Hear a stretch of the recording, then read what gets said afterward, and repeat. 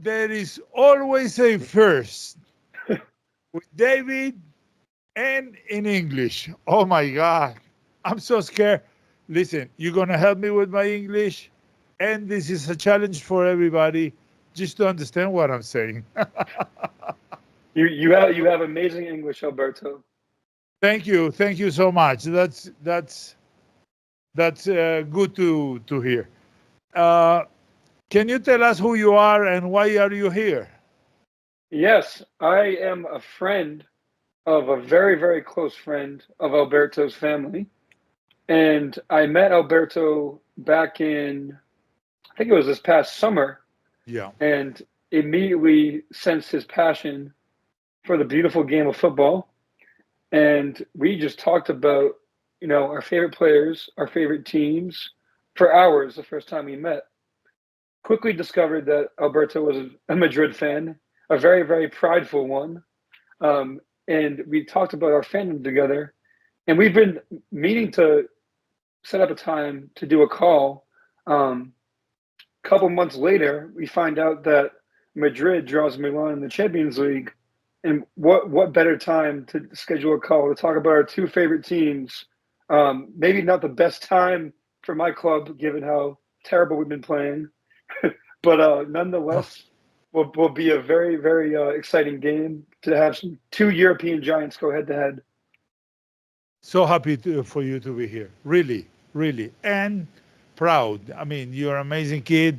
Your family, I know by my friends told me about your family, and they are so nice. The Pintos, we love them so much. So very, very happy that you're here. Let's see. Listen, I know Milan is not in great shape, but neither is Madrid. So my problem for Real Madrid tomorrow, because we are recording Monday night, guys. This is gonna air Tuesday morning. My problem is that neither team can lose. So it's going to be a battle tomorrow for, the one that wins tomorrow can assure at least the eighth spot for the next round. Don't you think so? Yeah, it seems like a really crucial turning point in the season for both of us. Obviously, you guys coming off of a tough El Clasico loss. I'm sure we don't need to talk further about that one. But at the same time, with us, we've had a brutal schedule in the Champions League. We drew Liverpool for match day one. We had Leverkusen match day two, and then we get the 15-time champions for match day four. So it really and you guys lost one or two of your matches already as well. So losing to Lille, correct? Um, it really seems like an important match, and hanging in the back of the heads of Milan supporters is, could this be Fonseca's last match if it's a bad loss? So this is a very, very crucial point in the season. I know. And yeah, I agree with you. I think both teams really have to go for the win. Both teams have a lot at stake. And then, like I said, it's the two most successful teams in Champions League history Yeah. going head to head. So there's that special, unique stardom to the match that I'm really just excited to see live again. I have no question that this is the real Clásico in UEFA Champions League. I have no question about that. I've been seeing some footage about Milan in 2000s with Ronaldinho, Kaká, Shevchenko. I mean, what was that? That was really crazy. One of the best of all time, right? Yeah, we I like to think that our teams in the 2000s and even before my time in the 80s can go head to head with any team in the history of the sport. It's something that I only can dream that we can return to in my lifetime. It feels so distant now that it's 15, 20 years ago since we were at the top of Europe. And I think with that history in mind, there's always a little bit of a sense of hope that we can pull off something special. in one of these Champions League nights. So I'm just really hoping that tomorrow can be a step towards getting back on track. And it'd be the first time, it'd probably be the biggest win in my adult life as a Milan fan in Europe. Sure. Obviously, making it to the semifinals a couple of years ago was quite the achievement, given the squad that we had. But getting a chance to play Madrid in the first place in their competition, I'll give it to you. It's Madrid's competition. I don't think there's any denying that. That's it. That's it. And Well, then, I also hope that Milan can rise up again, and we, you know, either it's going to be the Superliga or it's going to be the champions. We need Milan to rise up like they were always, like when Ancelotti played, and after when he coached that sensational team that you had. How you became a Milan's fan? It's not easy these days. this is true. So I have three of my grandparents are from Italy, and when I was growing up, soccer or football runs in my family so deep. My grandfather, my dad's father, he started a youth soccer program in a small town outside of Boston called Medford. So he was the first person to formally put together organized football for kids in the area. Then my dad also went on to play soccer throughout college.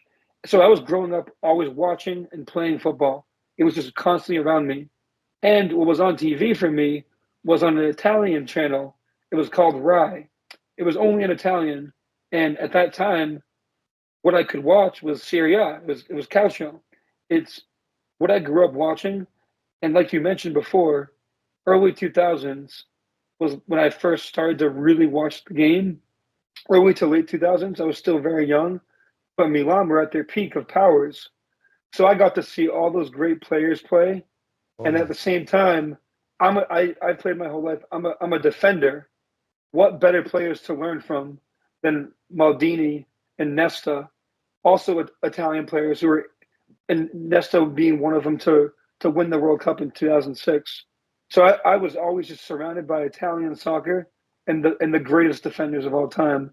It was a pretty easy decision as soon as I sure. saw them on TV to just this is my group. I love how they play.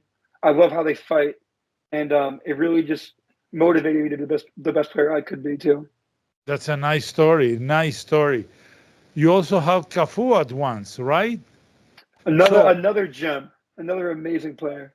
listen, I think that Maldini and Cafu arguably have to be in the four defenders of all time, with Roberto Carlos and maybe Sergio Ramos. But the Maldini, Cafu, I have to admit that. I'm leaving out maybe Marcelo or these guys, but when you I have to choose with my head, not with my heart. Yeah, And yeah. Cafu, uh, great players and great commentators have said that he's the best defender of all time. So such a nice story. Let's finish this quick video. You telling me about the Serie A this year, Serie A. Sorry, You got uh, Syria. Serie A. Okay. Uh, how do you see Milan? Is Napoli going to win? You think again? I've seen. I'm hoping that if it's not Milan, Napoli can win because we remember Diego Maradona so much, and such a lovely run that they had in Europe and in Italy in the 90s. I remember that so much. So how do you see that today for this area? Yeah, I think it's a great question. I think right now it's clear that Napoli are the most consistent team in the league, even after suffering a 3-0 loss this past weekend. I think what you see with that team is Antonio Conte. really just getting his players behind him and buying into what he sees as a winning formula. They also didn't make Europe last year as they finished 10th place. So when they're only focused on one match a week, they're Sure. well rested. They can really spend the entire week preparing for just that one opponent. And they are able to kind of just dedicate everything that goes into that week to that one team. I think it's going to be really close down the line. And as much as this pains me to say as a Milan fan, I would still be very hesitant to go ahead and anoint Napoli as the champion. I think Inter are going to hang around. They'll be there to the very last day. They're a very well-oiled machine. They have, the most consistent roster or squad from the last couple of years, and obviously they just won last year. So I think it's going to be very close. It might even come down to the final match day. Um, but the Milan in me wants to say it's going to be Napoli. Um, Sure. my head in me wants to say it might actually be Inter to squeeze it out. But I think it's going to be a very very exciting season down the line, Yeah. and I'm just hoping that Milan can make top four at this point. That was going to be my next question. Do you see Milan at least fourth in this, so you can join the Champions League next year? I think it would be nothing short of a disaster if we weren't able to finish top four. With that being said, it looks like Inter and Napoli are there, so that's two of them. It looks like Juve is going to be there. That's three. Atalanta don't look like a team that's slowing down at all. If anything, they look like they're going to continue to get better. I think Gasparini is one of the most underrated managers in all of world football, and I think they continue to get stronger. So it looks like we're going to have to try to beat one of those teams out of it, and it's quite upsetting to even consider that it might be a possibility to not finish top four. But with the way things are looking right now, the manager has to figure out how to get this team back on track. He needs to get Leao back into the team. He needs him to start playing like he's able to be playing. I think if things aren't changing in the very near future, the top four place in a Champions League spot is absolutely under threat. I do think we're going to figure it out. I do think Leao will return to his form.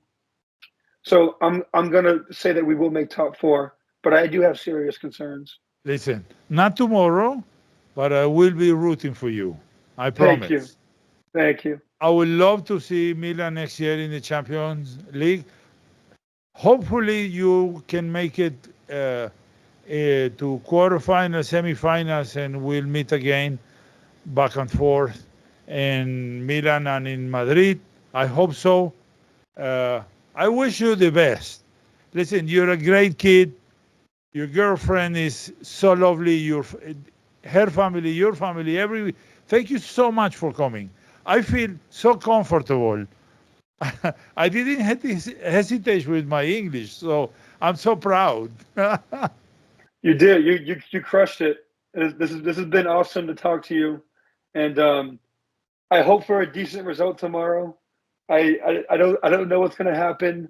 Yeah, Let's hope for a beautiful game too. Let's hope yeah, it's going to be a good spectacle for the both of us. yeah. Maybe not so much for you, but mostly for me. But for those fans who are not the fans of Milan and Madrid, let's show the world that these two clubs can put on a beautiful display at the top level. Yeah, still Milan. So wish you the best, son. God bless you. Thank you so much for coming. Please send this to everybody of your friends. It's my first in English, and I want everybody to subscribe to my channel. Uh, I'm so happy, so proud. Thank you so much. See you next time. Like everybody. Forza Milan. Gracias. A la Madrid.